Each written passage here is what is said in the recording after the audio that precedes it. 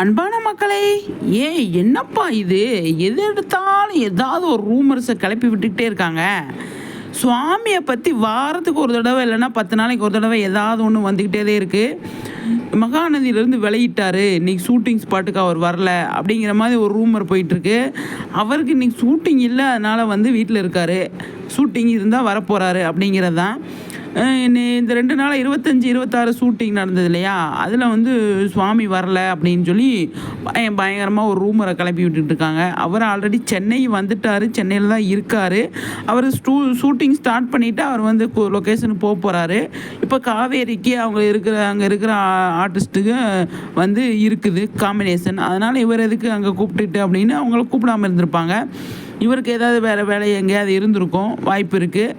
ஆனால் உடனே சுவாமி வரல பார்த்தீங்களா, அவர் வேறு ப்ராஜெக்ட் கமிட் ஆகிட்டார், அதனால் அவர் வரமாட்டார், அவர் இந்த மகாநதி விட்டு விலகிட்டார் அப்படின்னு எதையோ ஒன்று கிடச்சா போதும் அப்படிங்கிற மாதிரி அப்படியே அதை சுற்றி வட்டம் கட்டி ஒரு ரவுண்டை கட்டிடுறாங்க.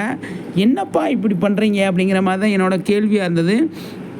ரூமரை கிளப்ப வேண்டிதான், அதுக்காக வேண்டி எல்லாத்துக்குமே ஒரு ரூமரை கிளப்பி விட்டுக்கிட்டு இருப்பீங்க. எப்பப்பப்பப்பப்பா சச்ச முடியலப்பா சாமி. சுவாமியை சுற்றி நிறைய விஷயங்கள் நடந்துக்கிட்டே இருக்குங்க. அவர் வாட்டுக்கு அவர் வழி போய்கிட்டே இருக்கிறாரு, ஆனால் அவரை சுற்றி நிறைய நடந்துக்கிட்டு இருக்கு. அதெல்லாம் அவர் திரும்பி பார்க்குறதே கிடையாது அப்படிங்கிறது தான். அவர் எதுக்கு மகாநதி விட்டு விலக போகிறாரு? மகாநதி நல்லா போயிட்டுருக்கு. விஜய் காவேரி இல்லைன்னா அந்த இடத்துல மகாநதியே இல்லை அப்படிங்கிற மாதிரி போய்கிட்டு இருக்கு. அவர் எப்படி விலகுவார்? அது ஒரு யோசிக்க வேணாமா? பார்க்குற ஆடியன்ஸுக்கும் புரியுது இல்லை? என்ன மக்களையும் சொல்கிறீங்க?